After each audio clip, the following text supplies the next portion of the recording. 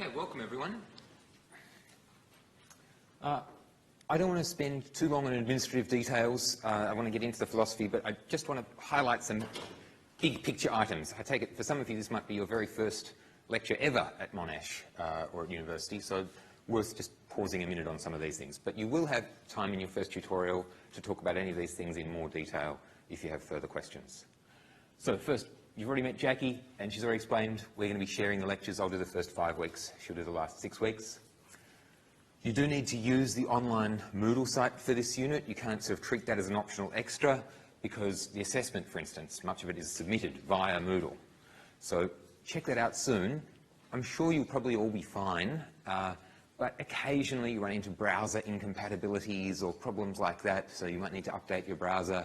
Check it out sooner rather than later, just to make sure that you don't run into problems just before the first assessment's due.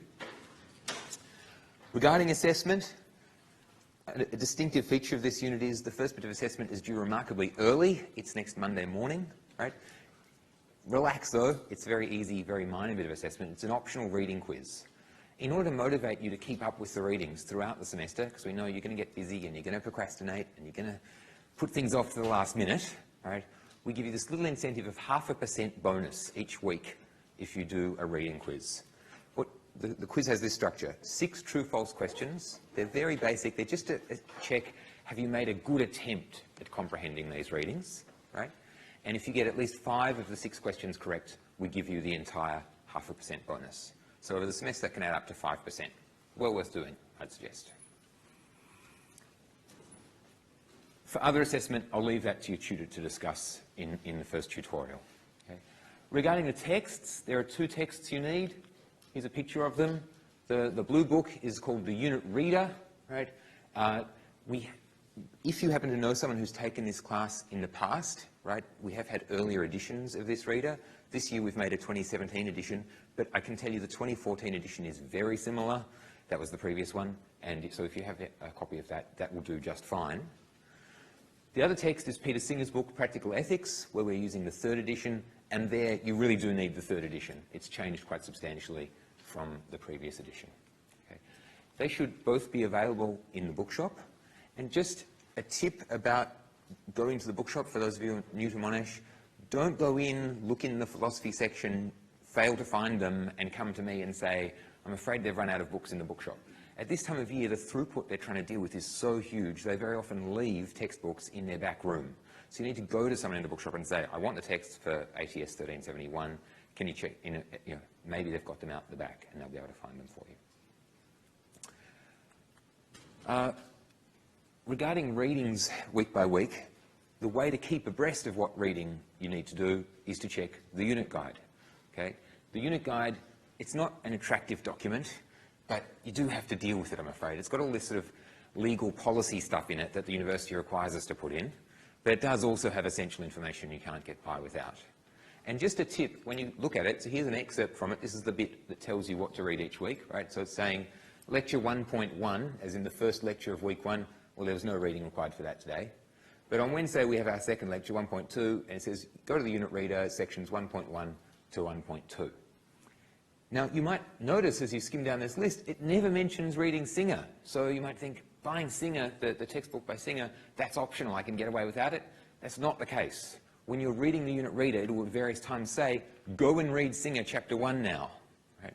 So make sure that you follow those instructions. When we say sections 1.1 to 1.2 of the unit reader, that's going to include some requirements to read passages in the Singer as well. And that's what we expect you to do for each lecture. So this unit is called Introduction to Philosophy A, brackets, Life, Death and Morality. We've got another Introduction to Philosophy subject that you can take in 2nd semester. That other subject is an introduction to the parts of philosophy known as metaphysics and epistemology. And this unit, is an introduction to the part of philosophy known as ethics, or moral philosophy, or moral theory. So what is ethics? What am I going to be introducing you to through this semester? First, let me say a couple of things about what it's not, or what it's not going to be in this subject. Sometimes people use the word ethics to mean something different from morality. They're drawing some subtle distinction.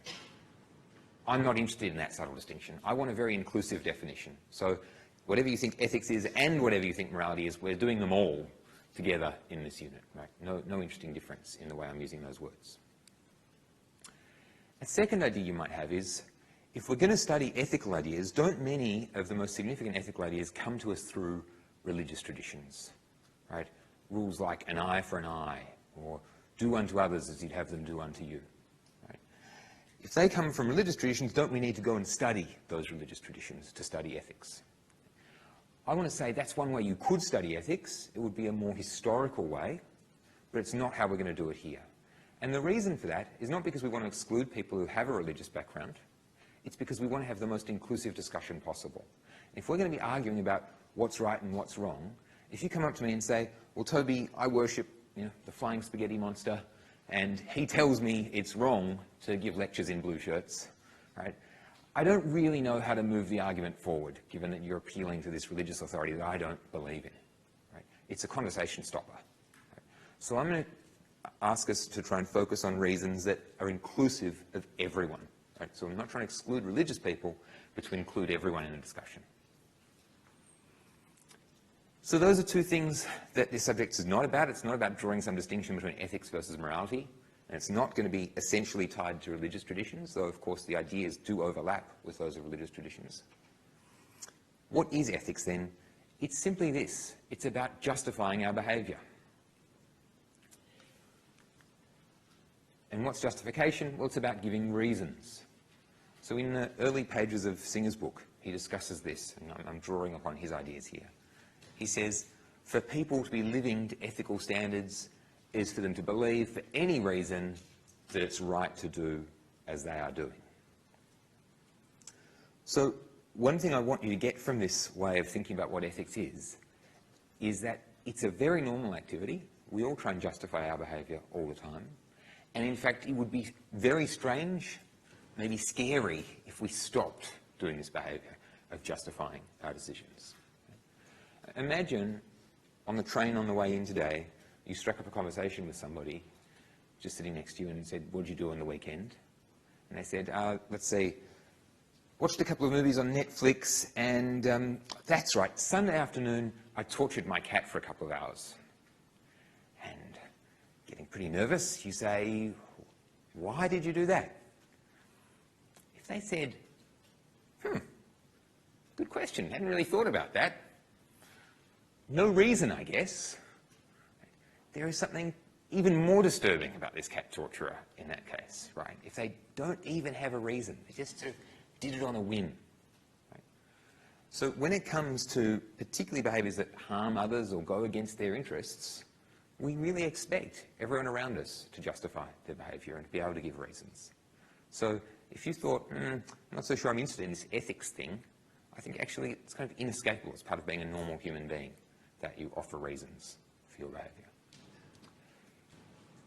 Now that said, Singer, after first giving this very inclusive definition, reconsiders and says maybe not any reason you give would count as an appropriately ethical reason.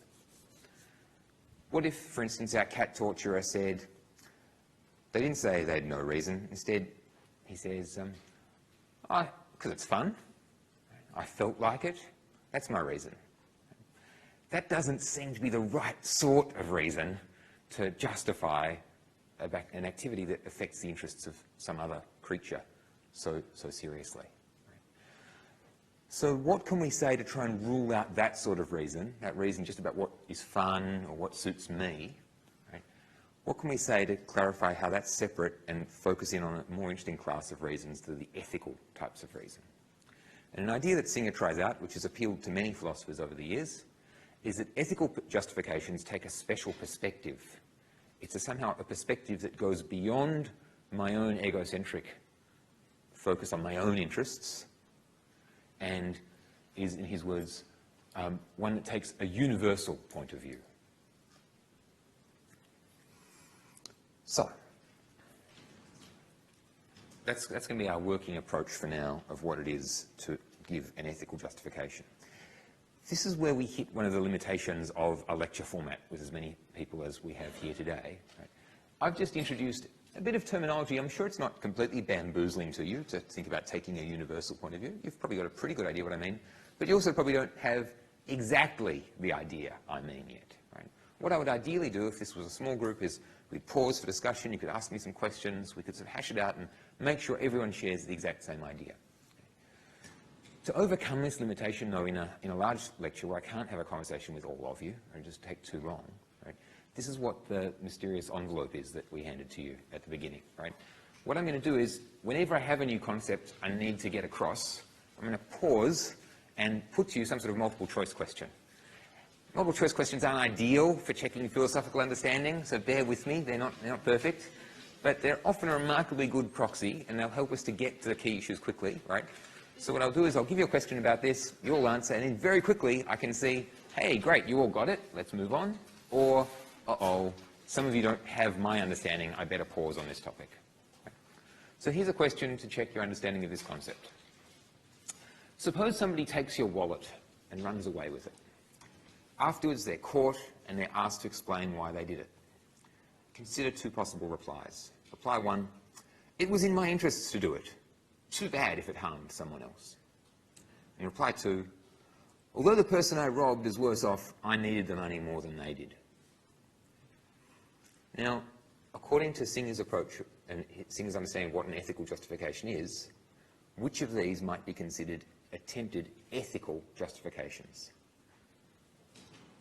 Hold up your cards when you've made up your mind.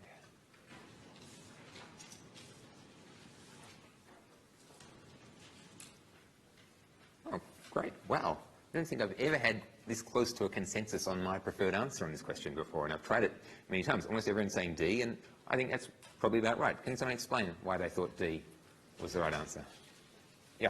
He justified it after that he needed the money, and even he recognised the other person was worse off as well. But in the first case, he only talks about his interest and too bad someone else suffered. Great, great. And your name? Alon. Alon? Right. So Alon's pointed out the fact that in the second justification, he's comparing interests of more than just himself, but someone else's interest. The first, it looks like he only refers to his own interests. Indeed, that's exactly what I was trying to get at with this question.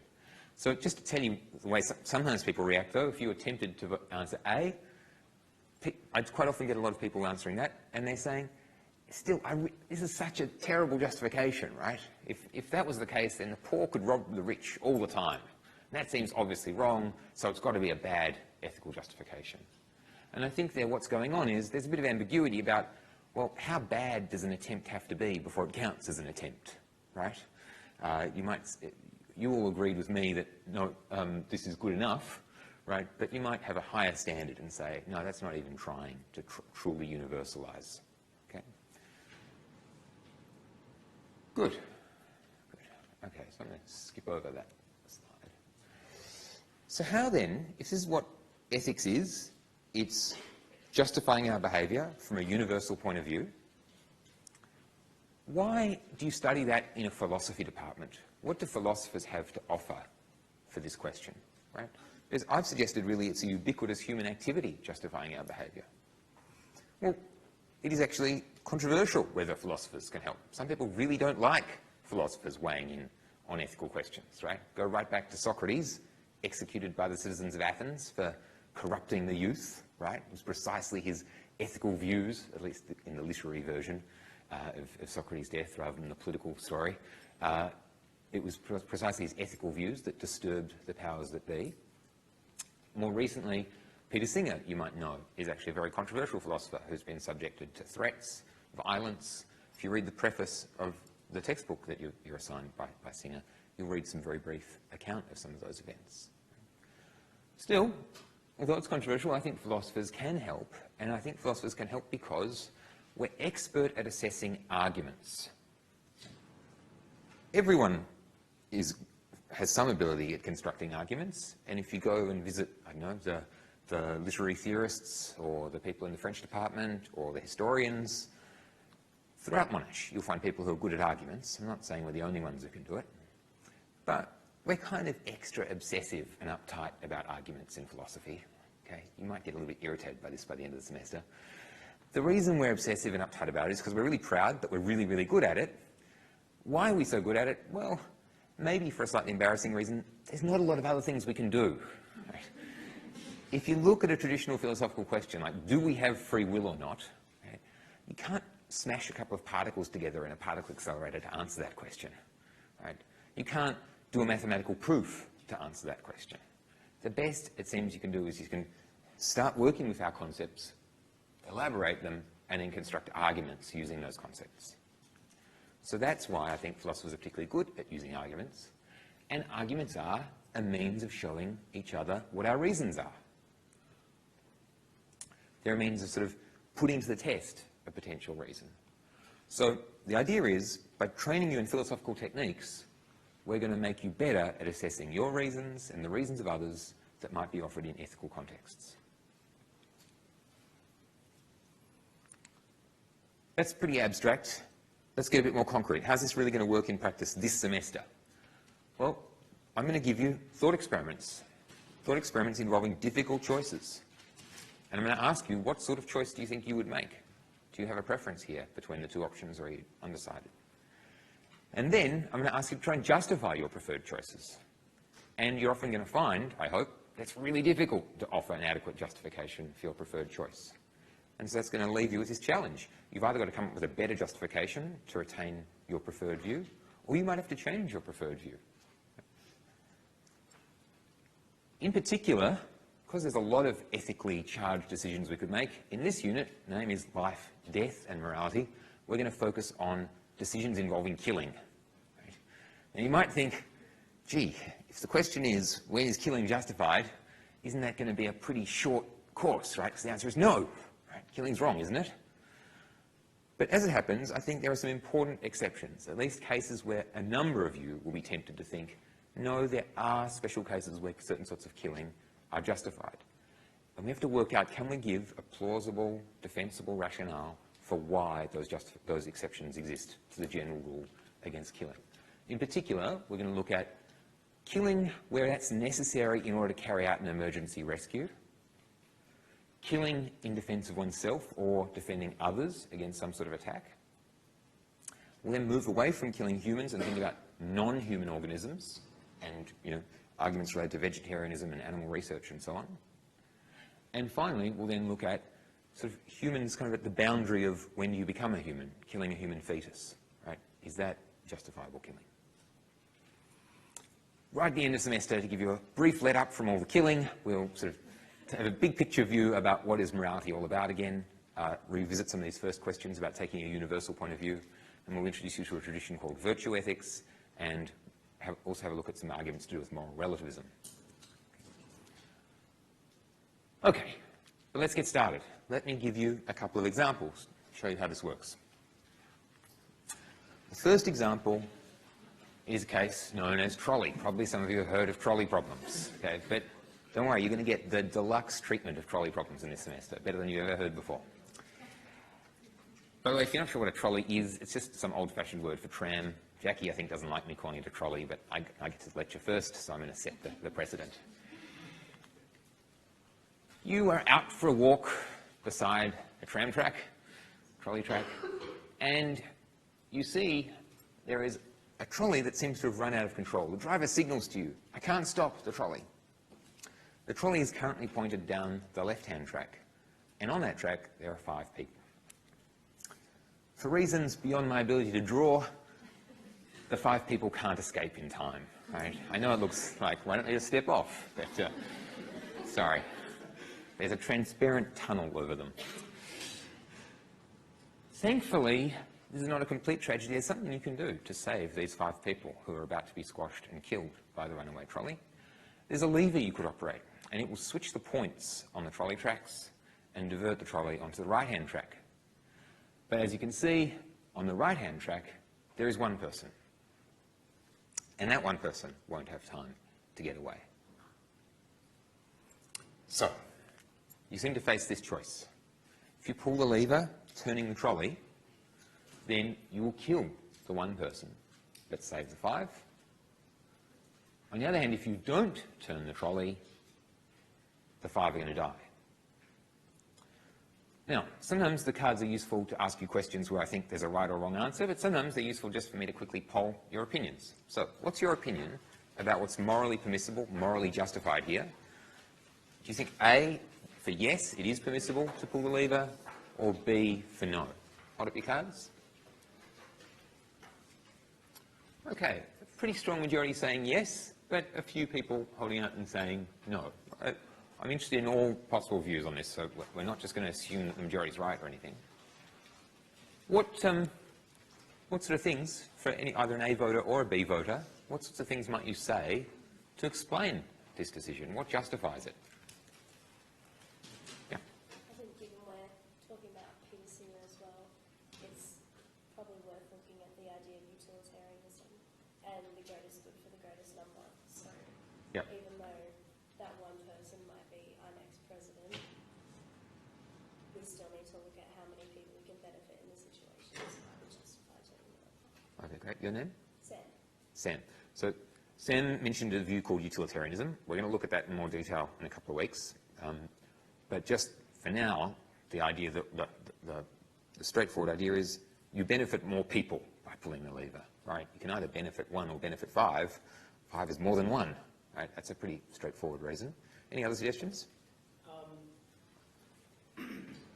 So the idea of inaction is still inaction in the sense that there is still an end point for inaction. So simply not pulling the lever is the same as pulling the lever and allowing this kind of people to die anyway, turning from the one person. So you might as well take a utilitarian point of view and opt for one person instead. Right. And your name? Jackson. Jackson. So I think Jackson, maybe you haven't quite given me a reason to pull the lever, but you've given me a reason why people who say don't pull the lever is wrong, right? Which, by extension, is maybe a reason in favour of pulling the lever. Let's wait till we hear from some of those people who want to not pull the lever before we jump on there. Try and offer rebuttals, maybe. Anyone who voted B want to say why? Yeah. I think the course that the tram was on was already headed towards the 5 people. So if you had pulled the lever, it shows that you had the intention to kill someone. Yep. So it's not right that you change the course of fate and to kill one person instead of 5. Great. And your name? Matt. Matt. Right. So Matt's view, I take it, is the sort of view Jackson was anticipating and trying to argue against already, right? So Matt's thought is there's a big difference between having the intention to cause death, that's what a lever puller has to have, versus doing nothing and being willing to let 5 people die, right? And Matt and Jackson were saying, for him, seems like doing nothing is kind of like intending to kill 5, something like that. Okay, now this is a difficult argument. We're going to grapple with that in time to come. But good. So we've encountered some possible reasons that might be offered. You might have some others you're sitting on. Well, there'll be time to continue talking about reasons in your tutorials and later in today's lecture. Let me just now suggest an idea, something that's sort of implicit in our discussion right now. When you're trying to justify your behaviour ethically, and I ask you to offer reasons, the sort of reason you offer matters, right? I want you to give me reasons that are like principles or imply principles. What I mean by a principle, something like a rule for generating reasons that will apply on future occasions.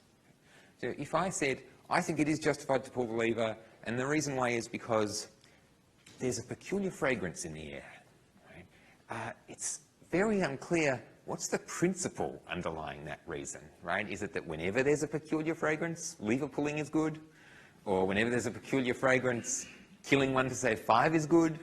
Right? What are the relevant features here? It's the principle is completely unclear. So we want to try and make explicit the principle that we're appealing to. Sam offered a pretty explicit principle, deliver the greatest good to the greatest number. Right? That seems like one possible principle we might use here. And I think Matt also was suggesting some sort of principle to do with intentions. Okay? Note, just because something's a principle doesn't magically make it right. There are all sorts of different principles. We have to sort amongst them. But they look like the right kind of candidate for an ethical justification. So I'm going to introduce 2 principles which we're going to spend a bit of time thinking about in lectures to come. The first we'll call Sanctity of Life. It just says, it is always wrong knowingly to kill an innocent person. This looks pretty attractive, right? This looks like something, if I just had stopped you on the street and said, does this look right? Is it always wrong to knowingly kill innocent people? You'd probably say yes. I hope you would. At least as a first pass, it sounds right. Let's check what this principle says if you apply it, though, to the trolley case. Okay.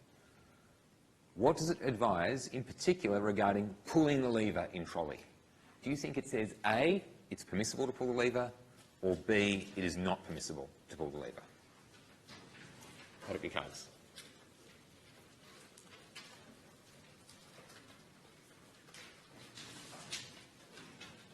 Okay. Most of you saying not permissible, but a few saying yes, it is permissible. So I take it's pretty clear what the argument for B would be, right? Pulling the lever, as I discussed, seems to involve killing somebody. For all we know, this person is innocent. You seem to be doing it knowingly. You know how things are going to go, right? So that seems pretty straightforward why you might answer B. I'm interested to hear from some of the A voters. Why were you disagreeing with that verdict?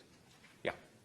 Just because if you're saying that it is not permissible to pull the lever, technically you are still, like I agree with Jackson, you're still knowingly killing 5 people. And so I think that principle of utilitarianism, which we're not up to yet, but Yep. you're either knowingly killing 5 people or knowingly killing 1 person. And so it's probably better on a universal scale to knowingly kill 1 person than to kill 5. Great. Any on that? Maddie. Maddie. So Maddie suggested, as far as she can see, not pulling the lever would be a killing. Pulling the lever would be a killing. So it seems to her the principle should say it's permissible to pull the lever. Now, Maddie, I think that what do you imagine someone who disagrees with you about this, right? Someone who thinks that it's actually morally unjustified to pull the lever, what are they going to say? They're probably going to disagree with you about your use of the word kill. They're going to say, no, no, no. When you don't pull the lever, you're not killing anyone, you're letting them die. And that's an important difference. Now, you may not buy that, right? But I think this is a really important issue we're going to have to sort out. But I'm going to save that till Wednesday, okay? For now, right, I'm just going to give you this advice. When I give you a question, try not to bring any common sense to bear on the question, particularly about applying principles, right? You've done something quite commonsensical. You've thought, it seems to say it's wrong to pull the lever, but it seems to say it's wrong not to pull the lever, so I'll appeal to some other idea. But I didn't ask you about what other ideas say. I said, what does Sanctity of Life regard this particular action, pulling the lever in trolley? And I think it absolutely says it's wrong. It might be a very strange feature of the view, according to Maddie, that it says you do wrong no matter what you do. You can't pull and you can't not pull, right? That's a real dilemma, right? But let's sort that out after we've argued about the meaning of the word kill on Wednesday, okay? For now, I want you all to agree with me that it is saying B, it's not permissible to pull the lever. At least says that much. Let's look then at a second principle. So we can conclude this much about Sanctity of Life. For most of us, it seems too strict. Most of you thought it is permissible to pull the lever in a trolley case, right? Whereas the principle's telling you that's not permissible, right? So most of you, I take it, are committed to rejecting Sanctity of Life, at least as I first put it. Alon. You're saying that in this case, based on this question, that B is the correct answer, but you put the title as Sanctity of Life, and if that it is, the rule is Sanctity of Life is always knowing wrong to kill an innocent person. Yeah. Then, under the heading of Sanctity of Life, then we're killing extra 4 people. And where's that sanctity now? So sanctity, I think the idea of it is there are certain things you do not do to life, even if that means you have to let some terrible things happen to life, right? Such as 5 people dying, right? So it is crucial to this view that you be able to distinguish meaningfully between killings versus letting people die. You might still be stuck on that and say, that is such a dumb idea. Fine, save it to Wednesday, right? But that is the view. I don't think you can just sort of appeal to the idea that they've got the word sanctity there and say, aha, I've shown that the view fails. It turns on killing versus letting die. Wait, Yeah. I just want to say something, like, Yeah. the people are saying, like, they should pull the lever, it's, like, indifferent, like, it's indifference if they don't, right? But, like, if they do, are you saying, like, so, like, if they don't pull it, if they do pull it, are you saying, like, they're playing God? I'm just trying to understand the implications of these words. I don't want to attribute much else to it. Some people might bring in ideas about playing God. Some people, like, control the outcome or something. these are justifications you might offer to further back that up or to defend similar views. At this stage, because the problem is there's millions of possible views here, right? Just to keep it manageable, I'm just going to take a very literalist view here. You might be thinking, yeah, I kind of like this because it links to my ideas about not playing God. Or you might think, it doesn't quite capture those ideas, so I'm going to need to tweak it a bit, right? So by all means, you might have arguments of that sort that are going to feed into our future discussions. But for now, I'm just saying, if I read those literal words, what does it tell me about pulling the lever? It seems to say it's wrong, okay? So those of you who voted, yes, it's permissible to pull the lever, you should reject this principle, or you should change your mind about whether or not it's permissible to pull the lever in trolley. Okay? Great. So, second principle. This also looks quite attractive. It's called the best consequences principle. I'm going to refer to these quite a lot over the semester, so I'm going to call them SOL for Sanctity of Life and BC for best consequences. All right. Best consequences says one ought to act so as to bring about the best achievable outcome. That sounds sensible. Surely you should always try and do that. Right? What is this principle going to recommend we do in the trolley case? Will it say it's permissible to pull the lever, or it's not permissible? Now, by the way, you might be confused. I've used the word ought up here, but down here I'm asking about what's permissible. I take it, if there's something you ought to do, it better be permissible to do that thing, right? So there's a pretty close connection between them. Jackson? In relation to the best consequence, can you define best? Because that's... Not yet. Let's wait for the lectures on utilitarianism, where we'll think about that in a lot more detail. Just for now, go with your common sense idea about best. Hold up your cards. Great. I think we've all got this. It looks obviously better that 5 people live and only 1 dies, as opposed to the other way around. Great. Let's now, with those 2 principles in hand, let's turn to a second thought experiment. So this one I call transplant. Sometimes in the unit reader it's referred to as spare part surgeon. Same thing. So you are an incredibly talented organ transplant surgeon. When you perform an organ transplant, your patients recover to full health and have a completely normal life expectancy for someone of their age. Right? You are supernaturally good, we might say. Right? You're that good. Normally, you feel fantastic about all the good you can do in the world, but right now you're terribly anxious and worried because you have 5 patients, all have the same rare blood type, and all of them are at death's door, desperately needing organs, or they're going to die very soon. To pass the time while you wait for organ transplants to show up for these 5, but you fear they're going to die before that happens, you're performing some minor cosmetic surgery to make some money on the side. Right? So you're doing some nose job, and you realise the patient you're operating on has the rare blood type that your 5 patients need, and has 5 healthy organs that could be divided between the 5 patients to save them all. You happen to know they've signed their organ donor card. Maybe you shouldn't know this, but you do. Right? And it occurs to you, you could sort of fake a mistake. It would look to everyone else in the operating theatre like a terrible freak accident that leads to sort of runaway bleeding and this patient dies, but actually you would have deliberately killed them. And you would have done it in such a way that the organs are safe, the organs can be harvested, given to the 5 patients, and the 5 patients, because you're so good at organ transplants, they would live very long and healthy lives, just like this patient with the nose job would live if you were to do that operation properly. So nobody would know about it. You'd be able to keep this as a terrible secret, right? But you would be able to save 5 lives if you killed the 1 healthy patient. First, what's your opinion? May the surgeon kill 1 to save the 5? A for yes, B for no?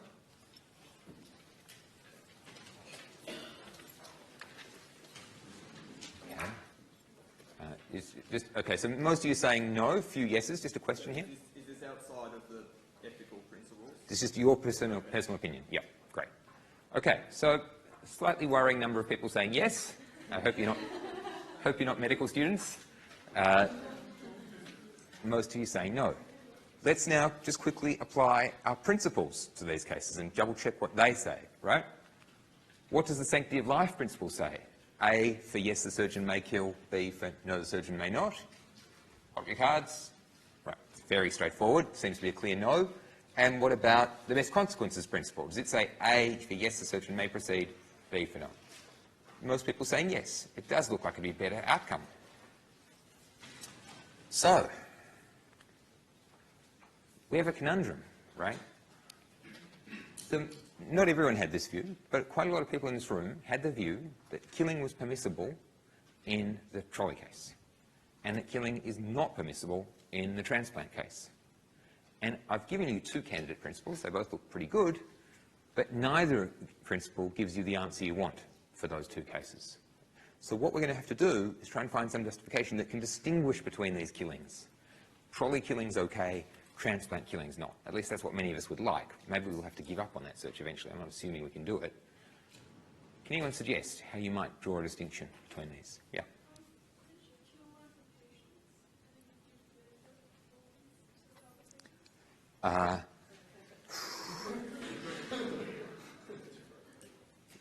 That might be possible, right, as far as I've told you. Interesting question whether you think that would be an even better outcome, because then, yeah, sure. So you might think because this person, so there's various ways in which we might change that case. And maybe an even better version is you go to your 5 patients and say, I'm going to draw lots. One of you has to die, right? But the other 4 can live if you subject yourselves to this lottery, right? Maybe that would be yet better. But for whatever reason, you can't arrange that. So your only choice is kill the one completely unrelated patient or not. Yeah. Maddie? Couldn't you say that the patient in this case doesn't have to die, whereas in the trolley case, it's either one person or 5 people, whereas this one is no one or 5 people? So if they... So remember, just think about your options. Break down your options. Option 1, kill the 1 patient and the 5 live. Option 2, don't kill the 1 patient and the 5 die. Seems like someone has to die no matter what happens there, right? I understand the sense in which it seems like the person on the trolley track, they're kind of more in harm's way, right? But we need to clarify that notion in harm's way. Yes, Sam?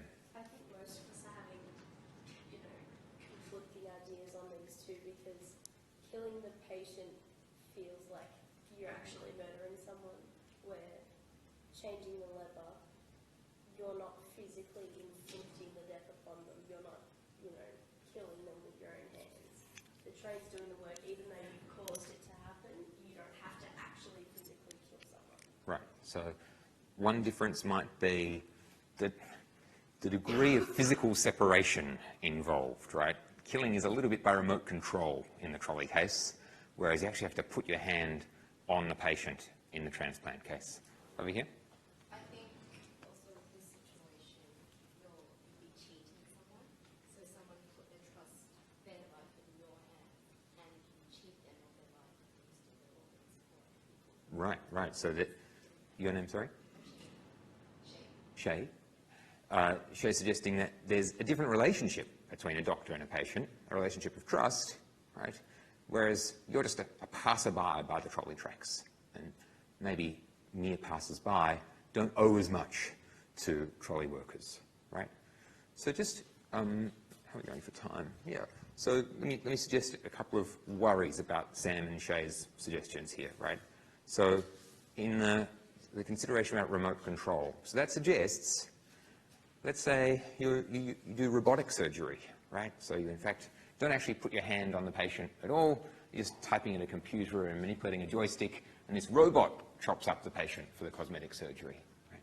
Does that make it seem more acceptable to kill the 1 in order to save the 5? Seems unlikely to me that many of us would find that that's a relevant difference. Doesn't seem ethically relevant. What about the relationship of trust? Well, forgive me getting a little bit ridiculous here with the example, but suppose now instead of performing cosmetic surgery, you're walking along the beach and you see a guy who's sunbathing. He's fallen into a deep sleep and his wallet's fallen open, and you see, oh, there's his organ donor card. Oh, here's the right blood type. Just drive my van up, pop him in the back, 5 patients saved. Does it seem more acceptable to do this? Possibly less, right? So I think the trust relationship is relevant. I think if I do the other way around and imagine that the one on the trolley tracks is my employee, and I told them, you will be completely safe working on the right trolley track today, we might now be extra concerned about pulling the lever. So I think trust is relevant, but it doesn't seem like the lack of trust is enough to make it acceptable to kill in most cases. Yeah. Could be, like, since with the trolley problem, you're, as you said, a bystander, and the choice is forced upon you whether you to pull the lever or not, whereas as a doctor, you have undergone the training and you've been put in these situations by your own will because you need to make money on the side. And so then it seems more morally wrong to put yourself in a situation rather than a situation being forced upon you. Good, your name? Lucas. So Luke's suggesting there's something about the way this situation is thrust upon you in the trolley case. I think that definitely is part of the psychology of these cases. It feels like more of an emergency when there's a trolley running down a track and you have to do something now, whereas we're kind of willing to live with the fact that this is unfolding very slowly, the case of the organ failure, and maybe it seems more unjustified. I worry how reliable that's going to be. What if I sort of make the trolley unfold very, very slowly, but there's nothing that can be done? Or I speed up the sequence of decisions that have to be made in a transplant case?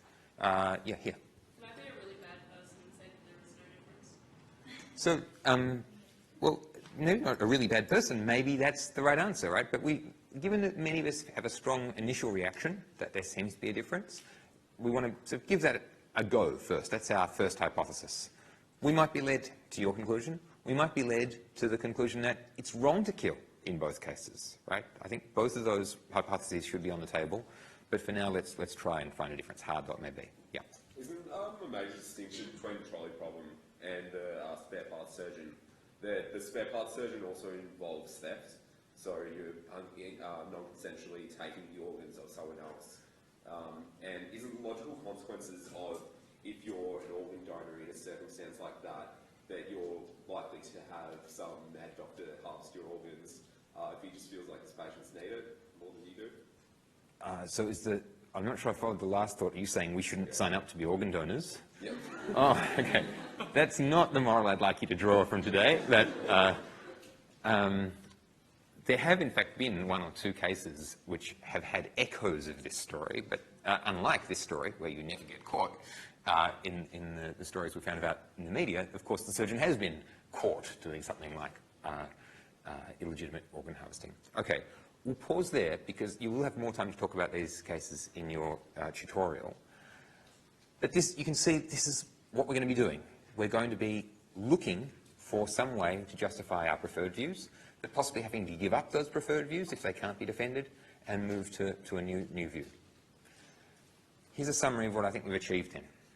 I've explained to you what ethics is. It's about justifying our decisions from a suitably universal point of view. Second, I've introduced you to the first two cases we're going to think about, trolley and transplant, and we've tried to find a universal principle to explain our judgments about them. And for many of us, we've run into trouble, right, because neither of these attractive principles we've looked at seems to explain the majority view about these cases.